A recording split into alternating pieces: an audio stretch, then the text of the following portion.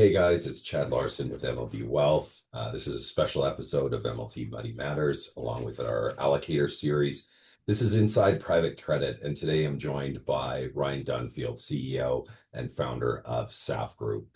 So today we're exploring one of the most dynamic and misunderstood areas of modern finance, private credit. It's a market that's grown exponentially over the past decade, stepping in where banks have pulled back, but it's also a space facing growing scrutiny with headlines about liquidity, redemptions, and valuation risk. And to unpack all of that, I'm joined by someone I've known for over 11 years, someone who's built one of Canada's premier credit platforms from the ground up, Ryan Dunfield, founder and CEO of SAF Group. So a little bit of background, Ryan and I go way back. In fact, I still remember when Ryan was raising capital for his very first fund, a small but mighty $50 million vehicle that him and his partner set out to launch. We ended up being one of the first checks into that fund. And since then, we've invested in almost every single SAF offering. Over the years, we've even co-invested directly on a number of deals and on rare occasions partnered together to structure and underwrite entire transactions side by side. Today, SAF has grown into Canada's largest private credit underwriter with over $4.5 billion in capital commitments and deployments, a 10-year gross realized return track record of over 21%, has completed more than 60 transactions, and has a loan loss ratio of just 0.03%. Those numbers are astounding, but the discipline and consistency behind them is what truly sets SAF apart. Ryan, welcome to MLD Money Matters. It's great to have you on. Thanks, Chad. Pleasure to be here. So, And I'm sure when we sat down, actually almost 12 years ago, next month, we could have all sort of predicted where we would be at 12 years later. So oh, it's for been a fun sure. partnership. Yeah, we've had an incredible partnership. So we're going to break this up into sections, maybe so people can skip ahead, but in case we lose our way along the recording, we can edit it. But section one, setting the table, is where the market stands. So let's start broad. Private credit has clearly become a dominant force, especially as traditional banks have pulled back. From your seat, Ryan, how would you describe the current state of the market right now? Are we in a healthy, disciplined expansion, or are there signs of overheating in certain segments? It's a very topical question as it relates to the current state of private credit markets. I think if we talk about private credit today, we should maybe just go back to, I would say, what the real infancy of private credit was, and that was a function of the global financial crisis, increased scrutiny with financial institutions. Fundamentally, that meant banks having to have more capital set aside for lending activities. And with more capital lent aside, there was less money available for borrowers. And you started to see a fairly nascent private credit market really grow from 2010 beyond. A lot of the private credit fund structures, or what we would call capital formation, in the early days was sort of centered around riffing off their existing capital formation, which was large mega funds raising closed-end capital call funds, somewhat mirroring what they do on the private equity side or infrastructure investments.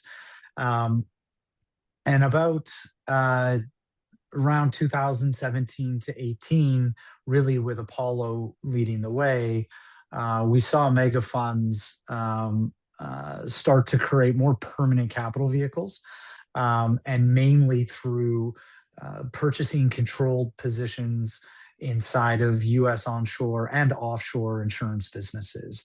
And so if you look at what the capital looks like today to invest in private credit versus back in 2010, where it was closed-end funds sort of being raised one after another sequentially, today, you have these very large behemoth pools of capital now looking for private credit investments. Now, that's the supply side, and the demand side is you've had borrowers that have been sort of locked out of the traditional banks that are looking for alternative sources to capital, all at the same time as a substantial amount of supply of capital has come into the marketplace. So really, from a record-breaking fundraising or funds available for investing in private credit, we've never had the level of dry powder that we have today, and we're starting to see perhaps a few cracks in the more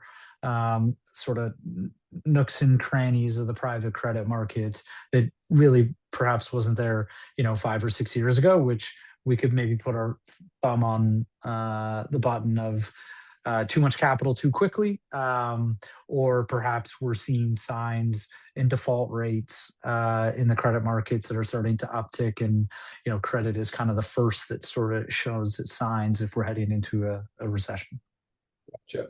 No, I appreciate that. So let's talk about why private credit is winning and why SAF has led the pack. So, before we go deeper, I think it's important to talk about, and you touched on this, why credit exists at scale today. But, as you mentioned, post GFC or global financial crisis, banks were forced to delever, tighten capital ratios, and step back from many forms of corporate and asset-based lending, which obviously left a massive vacuum. One that I guess sophisticated private credit firms like SAF stepped in to fill. So, but from your perspective, why has private credit been able to step in so effectively where banks retreated? And specifically, what has made SAF so successful in capturing that opportunity while maintaining discipline and near zero loan losses? Yeah. So if we just start back to the global financial crisis, you essentially had a gaggle of regulators get together in Basel and create a bunch of reform for large global financial institutions.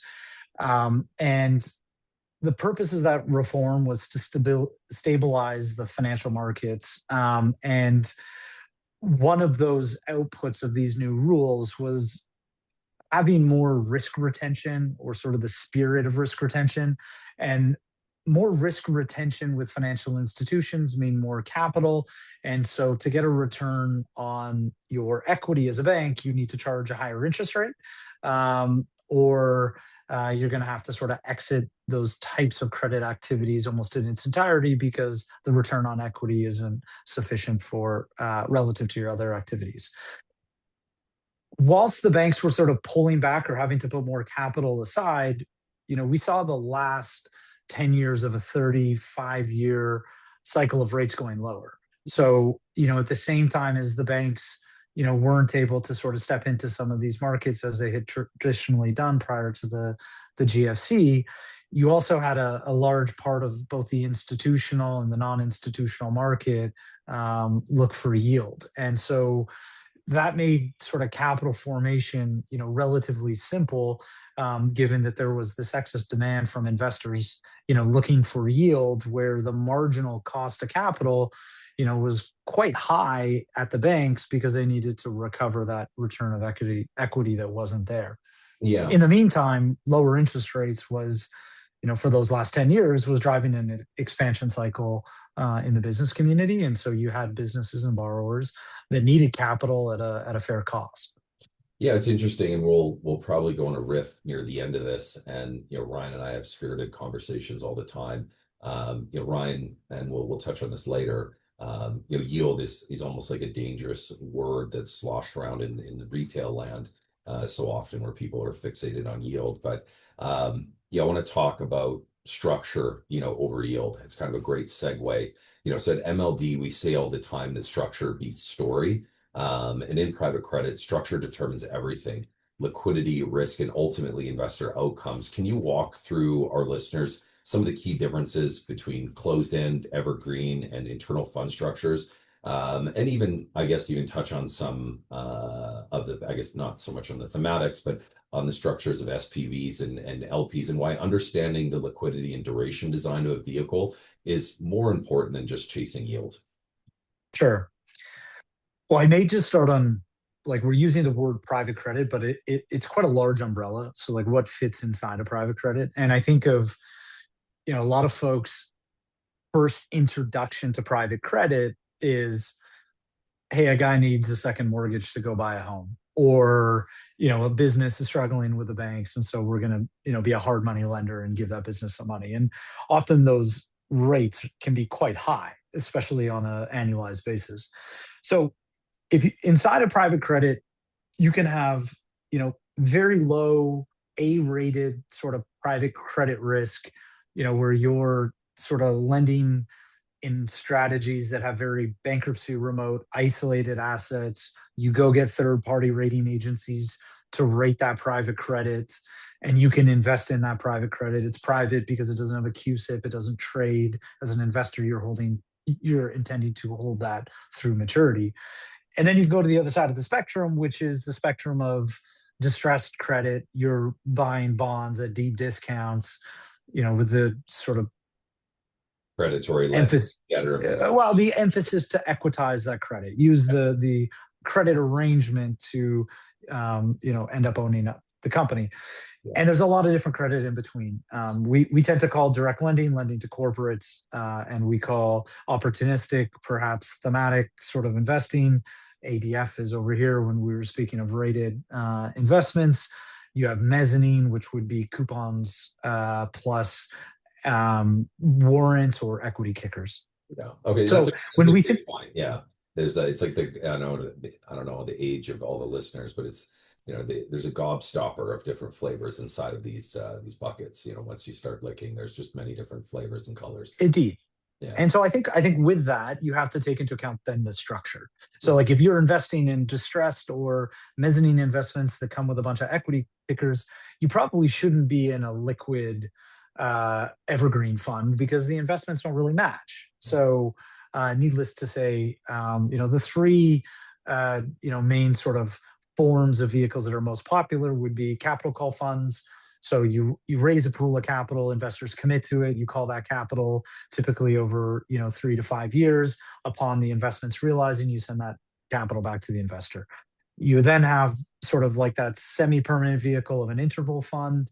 An interval fund is, again, you go receive a bunch of commitments, you call those commitments, and then say at year 5, you agree to giving the manager the ability to upsize, downsize, or organize a large secondary for maybe old investors to leave, new investors to come in. And then you have an evergreen structure, which is may have quarterly, annual liquidity for investors. And I think it's really important to understand the underlying in each one of those strategies to ensure they're sort of matching the vehicle itself. You did mention SPVs and co-investments. Those are typically rights that an investor has access to see those deals by investing in these vehicles. But not every... You and MLD clients have benefited from over the last 10 years. Interestingly enough, as an aside, I recently sat down with a private equity manager that is launching a fund with monthly subscription and monthly redemption for a private equity fund. And I think, if you go onto my website, and I think, Ryan, you proofread parts of it, but I posted an article recently which made a little bit of noise. When everyone started having the headwinds of thematics within the marketplace about private credit, I think I called you one night late at night and said, I want to get in front of this and have the message. And, I think the tagline is this isn't a structural issue, this is a structure issue.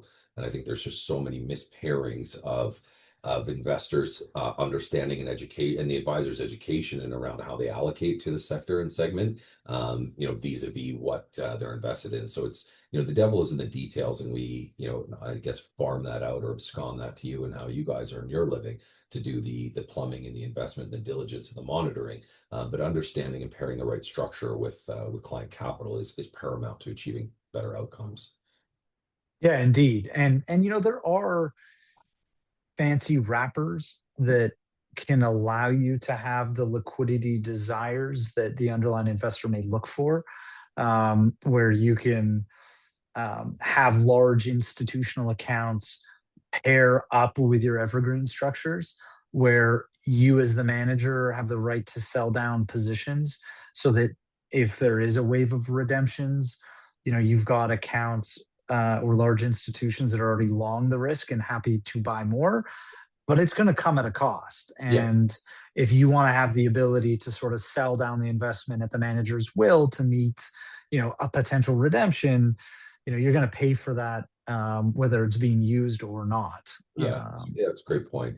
Just in the interest of sparing your time, I know you're a busy guy. We'll kind of go through the next few segments here. This is right in the middle, hopefully before we wane anyone's attention to hearing us talk about private credit. But I want to talk about ABL, ABF, SAF's next frontier. So as I shift these gears and talk about a space that obviously excites us, both of us, asset-based lending, ABL, and asset-based finance, ABF. These markets are at the heart of where private credit can truly innovate, providing customized, collateralized solutions that banks often can't or won't do. Now, I know SAF is close to launching a new fund in the space, one that we're generally excited about allocating to on behalf of our private clients. Can you share a little bit about how you see the opportunity, or first off, what is ABL, ABF, and how you see the opportunity in ABL and ABF markets right now? And then I'll hit you with a couple more things about what's driving that next wave of demand and what the next fund is designed to capture. Sure. So ABF, asset based finance, is really the application of taking a bankruptcy remote structure where you've got a bunch of assets in that bankruptcy remote structure, and you have a bunch of credit structure and predetermined criteria for what those assets have to look and feel like to qualify to go into the structure, and then you lend against the structure. Yeah, I will jump And in there because anytime you use the word bankruptcy, it might as well be a forward letter. Just remember, for the listeners, bankruptcy remoteness is a good thing. Maybe touch on that. it is. So the notion of bankruptcy, and thank you for bringing that up, bankruptcy remoteness is, let's say you have a pool of automobiles and you have a bunch of automobile loans against those automobiles, and an individual or a company that is leasing that automobile goes bankrupt. The performance of that business or that individual doesn't impair the value of your collateral, and you can go ahead and monetize that automobile at the recovery rate that you're expecting at that point in time. So the remoteness means the performance of the assets doesn't require the underlying performance of whoever that debtor is.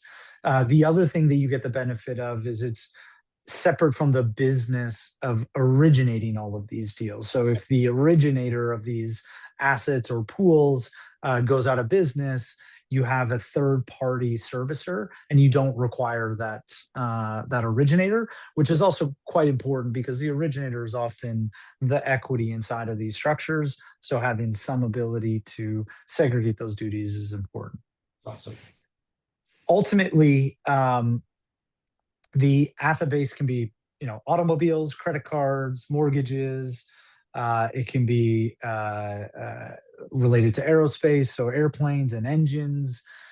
It's anywhere where you tend to see a homogeneous behavior of the assets, where the assets are very they can be highly, highly diversified. So you want hundreds to thousands of mortgages and 10,000 to 100,000s of credit card debtors. You want really diversified pools, so that you expect the pool to behave in a certain way during economic stress and economic performance in the general economy. In Canada, where we've built a team and we just brought on an individual earlier this year, Noor Khan, who ran Royal Bank of Canada's ABS business for nearly 20 years. Where him and I sort of hit it off was both of us being excited by Canada having sort of an early ABF market that was starting, perhaps sort of 5, 6, 7 years behind the US, that there wasn't a lot of non-bank lenders in that market in Canada. And because of that, we as investors into the market would have more time to understand the asset performance on a new deal. We'll have more covenant and structuring negotiating strength in our favor. But ultimately, we'd also have more pricing power because there's not a lot of other SAF groups that are available for these types of specialized lending strategies. So we started investing in ABF really at the end of last year off the side of our desk, but in earnest with Noor's assistance here in 2025. So we closed several transactions, and we are looking at now having a dedicated pool that will invest alongside our reinsurance business. That's super exciting. Let's talk a little bit about, so, I guess my current investors, as SAF's been an incredible partner and contributor to the success of MLD clients over the last decade plus. But, Ryan, without naming names, can you give listeners a sense of who invests, with SAF today? What kind of institutions? Is it family offices or partners that back your strategies? And what do they value most about your approach? So our investor base, similar to our deployment, is uniquely Canadian. We certainly have investors that are out of the U.S. or Europe, but we sort of group it into buckets of um, uh, investment advisors and IPCM firms and family offices, to institutions and asset managers, to insurance, and sovereigns and pension funds. I may just do that one part one more No, time. no, no, that's great. Sorry, No, I that's had an email come through. Yeah, no, that's great. That's not even worth redoing. No, that's powerful. Listen, I think it speaks to the depth and trust and repeat capital South has built over time. You know, let's talk a little bit about risk outlook. It's something I'm facing more and more today. Like I had a couple of client meetings today. We climb that wall of worry all the time. I think it's been a while since anyone's had their bell rung. Client performance across the board in all asset classes, sectors has been top right. But from a risk outlook, where where things could go wrong. Every credit cycle eventually tests the system. Um, we saw that nascently through a couple structures in the US, and it ended up being seemingly like Jamie Dimon versus Blue Owl and a bit of a Bloomberg spat. But, where do you see potential stress points? Are there areas of private credit in general that concern you? Maybe overly crowded strategies, poorly structured evergreen funds, or exposures that look mispriced. Like, let's not go down too deep down the rabbit hole. I think you and I both have, a structural alignment in our view of poor product creation and call it like retail frenzy and investor frenzy chasing yield. But where do you see the biggest risk? And is it merely the economy, or has it become through too much capital, weak covenants, and people chasing demand out of the picture? Sure. Well, let's start with where we are today on the signals of credit. So you've got high yield default rates and private credit default rates stabilized or falling. You have consumer and business bankruptcies in the US sort of at or just below pre COVID levels. You have investment grade private credit unchanged at record lows at about 80-ish basis points of credit spread above risk-free rate. You have seen high yield on the back of some of these credit events south of the border. You've seen high yield sort of move up on a relative basis by about 16, 17%. So it's moved from 2.7 to 3.15 on a credit spread basis. But all being told, if you look at sort of the face of where default rates are, where bankruptcies and insolvency filings are, and where fundamentally spreads are, like the market doesn't appear to be in bad shape despite some of these events that we've seen on the private credit side and the non-private credit side. What's interesting is it sort of feels like the market is anticipating a breakage. And if you look at what happened with Western Alliance and Zion's back in October when those banks announced, on $60 billion balance sheets, $50 million loan losses, like they lost 20% of their market cap on what was a fairly small amount of loan loss, with the market being fearful that there was going to be more of it. And it was really on the tails of Tricolor and First Brands. And quite frankly, for Zion's as an example, the CRE deal that went sideways on them was a fraud. So you're starting to see this, like, not necessarily a pattern in defaults or a pattern in insolvencies, but a pattern in fraud. Yeah. And I put some of that pattern in just the realities that we have had a lot of capital made available for the credit markets and yield starting to go lower. So more and more credit kind of pressing the bet on the way down to try to lock in these higher returns.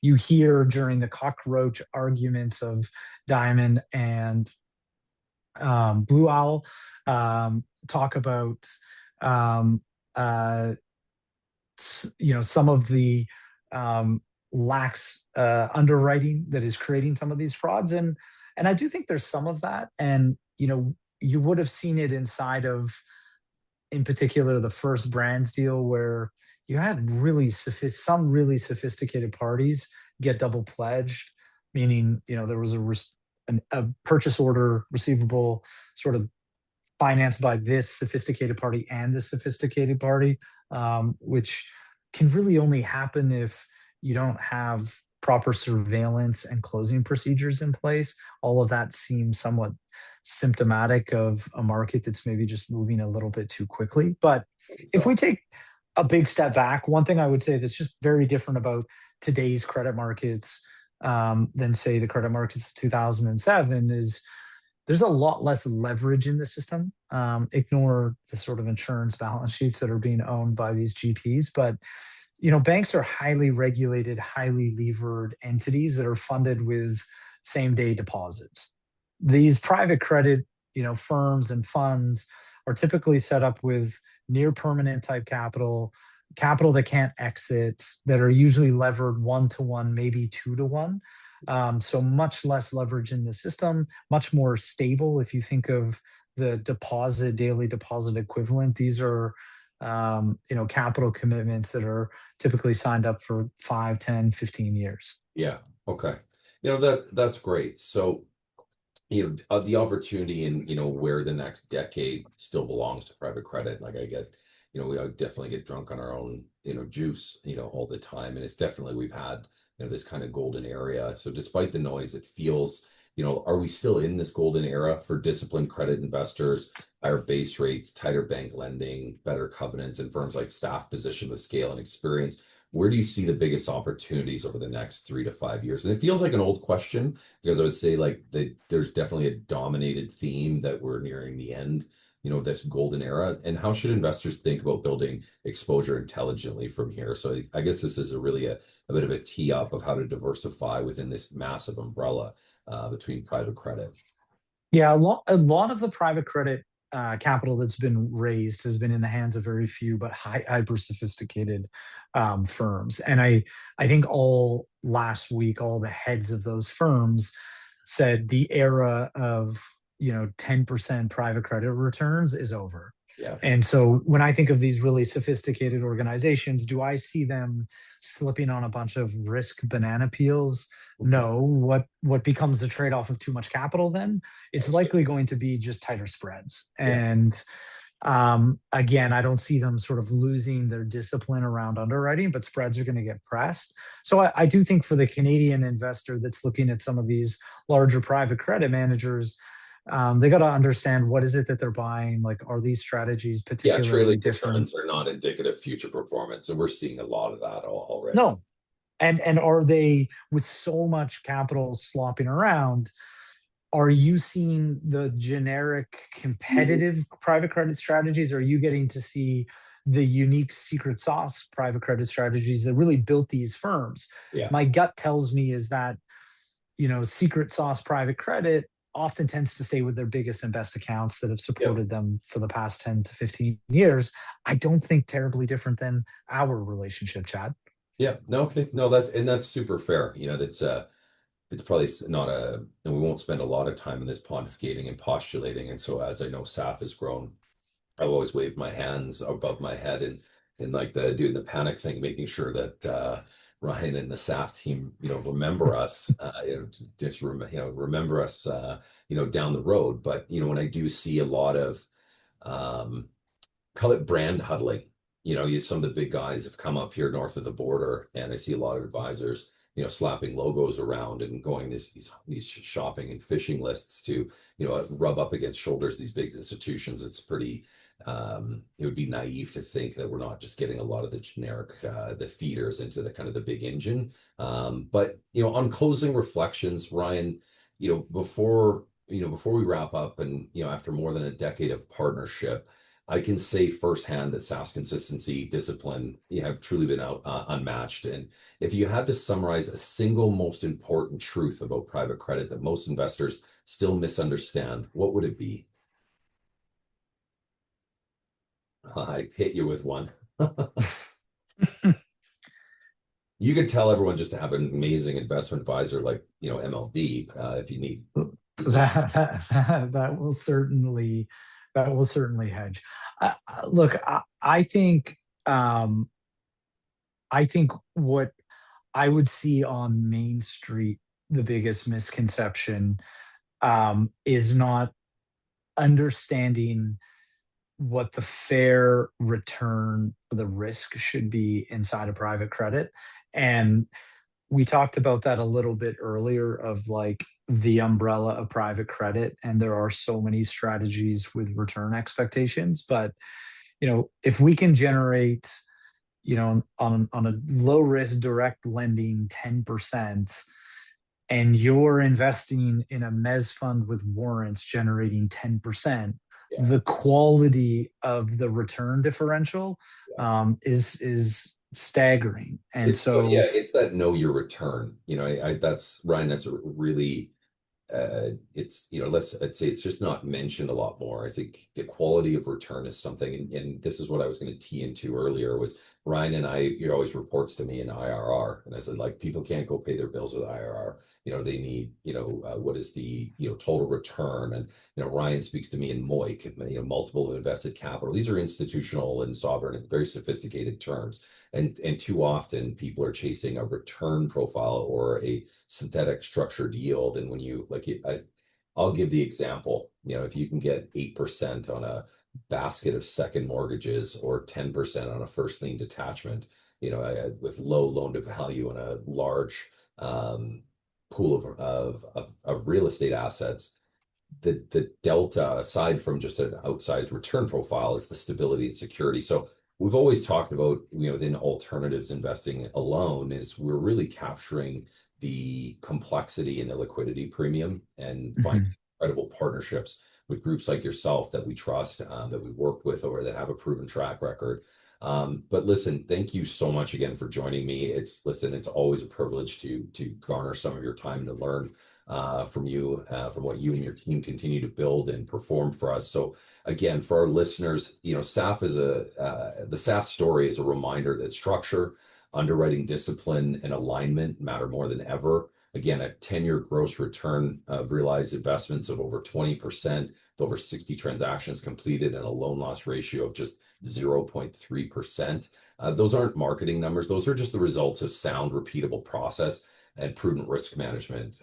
Guys, this has been MLD Money Matters. I'm Chad. We'll see you next time. And again, thank you so much, Ryan, for being part of the show. Thanks, bud. Bye bye.